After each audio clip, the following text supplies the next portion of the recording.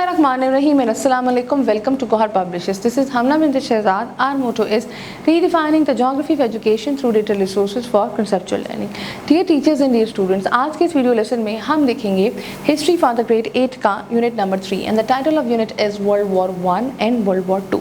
तो स्टार्ट करते हैं आज का वीडियो लेसन. जी, तो स्क्रीन पे आप देख सकते हैं कि सबसे पहले तो ब्रिटिश आर्मी की एक तस्वीर जो कि वर्ल्ड वॉर 1 के दौरान की ली गई है. इसके अलावा एक तस्वीर आपको नज़र आ रही है जो कि आपके पास फ्रांस फेर्डिनेंड की है.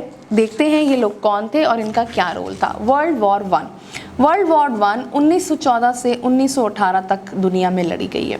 अगर हम वर्ल्ड वॉर 1 के बारे में बात करें तो ये 28 जुलाई 1914 को है यूरोप में स्टार्ट हुई थी, जिसमें बहुत से जो थे वो मुल्क इन्वॉल्व भी थे और बहुत से मुल्क ने कई साल तक फिर इसके असरात भी बर्दाश्त किए हैं. इसके और ये कब तक जारी रही थी? 4 साल, तकरीबन 4 साल 1918 तक. इसके बारे में अगर हम बात करें तो ये किसके दरमियान लड़ी गई थी, इसके मेन कंटेस्टेंट्स कौन कौन थे? तो बेसिकली इसके दो मेन कंटेस्टेंट थे. एक तो सेंट्रल पावर्स थी और दूसरा इत्तेहादी थे. सेंट्रल पावर्स कौन थी? जिसमें जर्मनी, ऑस्ट्रिया, हंगरी, बल्गेरिया और टर्की शामिल था. ये सेंट्रल पावर्स थी. और इत्तेहादी कौन थे? यानी कि जिन दो, एक तो ये एक टीम थी जिसमें सेंट्रल पावर्स में जर्मनी, हंगरी, आपका ऑस्ट्रिया, बल्गेरिया और टर्की थे. और इन्होंने किस तरह लड़ी थी? ये लड़ी थी बेसिकली इत्तेहादियों के ख़िलाफ़. और वो इत्तेहादी कौन थे?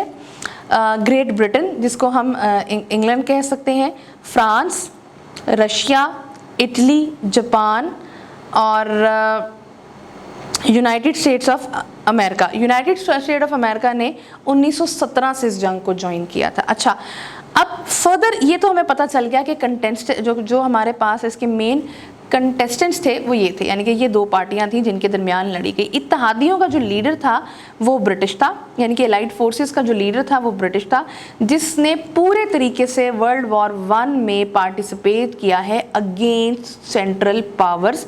जो कि और सेंट्रल पावर्स को कौन लीड कर रहा था? उनका लीडर कौन था? उनका लीडर था जर्मनी. अगर हम हिस्ट्री के बारे में बात करें तो वर्ल्ड वॉर 1 जो है इसको अब तक की सबसे लंबी जंग कहा जाता है. इस जंग ने एक लोकल वॉर से हटकर बहुत ज़्यादा कौमों को अपने बीच जो है वो इन्वॉल्व कर लिया था, जिसमें यूनाइटेड स्टेट, मिडल ईस्ट और यूरोप का भी काफ़ी हिस्सा शामिल था. 4 साल से ज़्यादा अरसे तक, तकरीबन 4 साल तक ये रही है और इसमें तकरीबन 15 to 19 मिलियन लोग जो हैं वो मारे गए हैं. और जितने लोग भी मारे गए हैं तमाम के तमाम इंसान थे, चाहे वो आम लोग थे, चाहे वो कोई सोल्जर थे या कोई सिविलियन था जो कि कोई जंग लड़ रहा था. हर तरीके से इसमें जो है वो तकरीबन मारे गए हैं लोग. देन उसके बाद बात करते हैं अब इसकी कॉजेज़ की, यानी कि वो कौन सी वजूहात थी जिसकी वजह से ये जंग हुई थी. इसकी 4 वजूहात थी. एक तो इमीडिएट कॉज थी, यानी कि जो असल वजह बनी. कुछ मिलिट्री कॉजेज़ थी, कुछ इकोनॉमिक कॉजेज़ थी और कुछ मिलिट्री प्रिपरेशंस थी. तो सबसे पहले देखते हैं इमीडिएट कॉज क्या थी हमारे पास. सेरेबियन रेवोल्यूशनरी स्टूडेंट था, जिसका टीनेजर स्टूडेंट था, जिसका नाम आपके पास था फ्रांस फेर्डिनेंड, जैसे कि आप स्क्रीन पे उसकी तस्वीर भी देख सकते हैं. अब इसको जो है बेसिकली शूट कर दिया गया था, गोली मार दी गई थी इस स्टूडेंट को 1914 में. ये टीनेजर आप कह लें कि सर्बियन एक रेवोल्यूशनरी, यानी कि जो तहरीकें चलाता था, वो एक स्टूडेंट था. अब इसके बारे में अगर हम फर्दर बात करते हैं तो अब ये हुआ क्या था. इसकी जो मौत थी वो बेसिकली बनी थी आपकी वर्ल्ड वॉर 1 का एक इमीडिएट कॉज, बिकॉज इसमें हंगरी भी बीच में इन्वॉल्व हो गया था. अब देखते हैं आगे जाकर कि इसको किसने गोली मारी थी और क्या रीज़न थी.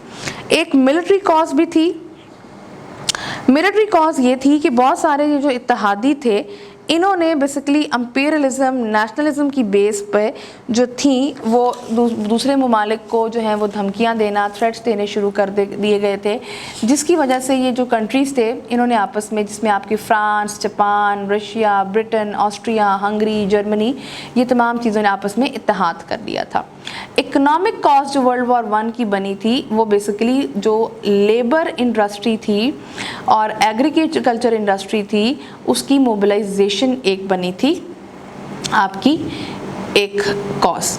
फिर इंडस्ट्रियल रेवोल्यूशन भी आ गया था जिसमें बहुत सारे जो यूरोपियन कंट्रीज थे, स्पेशली फ्रांस, ग्रेट ब्रिटेन और जर्मनी, उनको भी काफ़ी अफेक्ट हुआ। जी, तो जैसे कि हमने देखा कि जो हमारे पास मेन कंटेंशन थे वो तो हमने देख लिए थे, और इमीडिएट कॉज का हमने बात की कि वो बेसिकली असैसिनेशन थी। एक आपके पास टीनेजर सेरेबियन रेवोल्यूशनरी की, जो कि आपका ऑस्ट्रियो हंगरन थ्रोन का जो था, अब वो नेक्स्ट जो था वो जानशीन था उसकी। अब उसको मारा किसने था? उसको मारा था गैवरिलो प्रिंसिप ने। अब जो मेन इवेंट क्या था वो मैं बताती हूँ। जैसे ही फिर आपने फ्रेंडेड को की असैसिनेशन होती है तो ऑस्ट्रेलिया जो है वो सर्बिया के अगेंस्ट जुलाई 1914 में एक जो है वो जंग का आगाज़ कर देता है। जंग शुरू हो जाती है, रशिया जो है वो सर्बिया को सपोर्ट करता है। जब रशिया सर्बिया को सपोर्ट करता है तो जर्मनी जो है वो रशिया के ख़िलाफ़ जो है वो जंग का आगाज़ कर देता है 1 अगस्त 1914 को। 3 अगस्त को जर्मनी जो है वो फ्रांस और बेल्जियम के अगेंस्ट भी जो है वो जंग शुरू कर देता है। उस वक़्त तक शुरुआत में इटली ने जो है वो जंग में पार्टिसिपेट नहीं किया हुआ था, वो जंग में शामिल नहीं हुआ था। उसके बाद जर्मनी ने अगला काम ये किया कि जर्मनी ने 4 अगस्त को बेल्जियम पर हमला कर दिया, जिसके रिएक्शन में जो कि उस वक़्त ब्रिटेन था, आपकी ब्रिटिश पावर थी, उसने जर्मनी के अगेंस्ट एक वॉर डिक्लेयर कर दी। जर्मनी का प्लान था कि पहले वो फ्रांस को तबाह करेगा और फिर उसके बाद जो है वो रशिया को तबाह करेगा, और उसके बाद उसका जो फाइनल प्लान था वो ब्रिटेन के ऊपर कब्ज़ा करने का था। जर्मन की जो ये प्लान था, इसको जितने भी इत्तेहादी थे उन्होंने बैटल ऑफ मार्न में दिसंबर 1914 में इसको रोका। इस जंग को ख़त्म लोगों का ख्याल था कि जंग ख़त्म होगी तो तब तक जो होगा वो जर्मनी जो होगा वो विक्ट्री में होगा। नवंबर 1914 में टर्की भी इस जंग का पार्ट बन गया। अफ्रीका के अंदर जितनी भी जर्मन कॉलोनीज़ थी उस पे जो है वो ब्रिटेन ने कब्ज़ा कर लिया। 1916 में बैटल ऑफ वर्डन में जर्मनी को बुरी तरह शिकस्त हुई। 1917 में जितनी भी सेंट्रल पावर्स थी, मतलब जो सेंट्रल पावर यानी कि जिसके अंदर अगर हम देखते हैं तो रशिया, ऑस्ट्रिया, हंगरी, बेल्जियम और टर्की था, इन सेंट्रल पावर्स ने पोलैंड, रोमानिया और जो सर्बिया है उस पर कब्ज़ा कर लिया। ईस्टर्न फ्रंट पे जर्मनी को रशिया के ट्रूप्स के साथ अच्छी खासी जो है वो शिकस्त हुई। लेकिन जो रशियन रेवोल्यूशन रशिया में स्टार्ट हो चुकी हुई थी 1917 में, उससे बेसिकली रशियन जो गवर्नमेंट है उसको सीज फायर करना पड़ा जर्मनी के साथ 1917 में। जापान ने सेंट्रल पावर्स के अगेंस्ट जो है वो वॉर डिक्लेयर कर दी, यानी कि जापान जो था वो इत्तेहादियों का उस वक्त जो था वो साथी था, उसने भी सेंट्रल पावर्स के अगेंस्ट जो है वो एक वॉर डिक्लेयर कर दी। जर्मनी की जितनी भी कॉलोनीज़ थी उसको पे कब्ज़ा कर लिया। इटली ने इत्तेहादियों के साथ मिलकर 1917 में जो है वो ऑस्ट्रिया और जर्मनी के ख़िलाफ़ जंग शुरू कर दी।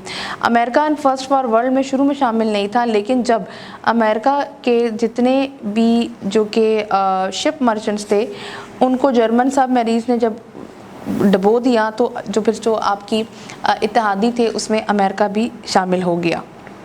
अमेरिका ने जर्मनी के ख़िलाफ़ अप्रैल 1917 में जंग का ऐलान कर दिया और वो इत्तेहादियों के साथ मिल गया। अमेरिका के इत्तेहादियों के साथ मिलने की वजह से इत्तेहादी पार्टी जो थी वो बहुत ज़्यादा स्ट्रॉन्ग हो गई।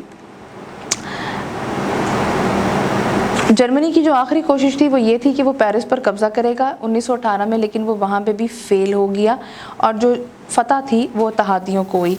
इसके अलावा इत्तेहादियों ने जर्मनी के साथ जो है जर्मनी, ऑस्ट्रेलिया, हंगरी, टर्की और बल्गेरिया के साथ अलग-अलग मुआहदे भी किए। आई होप आपको आज का वीडियो लेसन पसंद आया होगा। एक नए वीडियो लेसन के साथ हम फिर मिलेंगे, तब तक के लिए अल्लाह हाफ़िज़।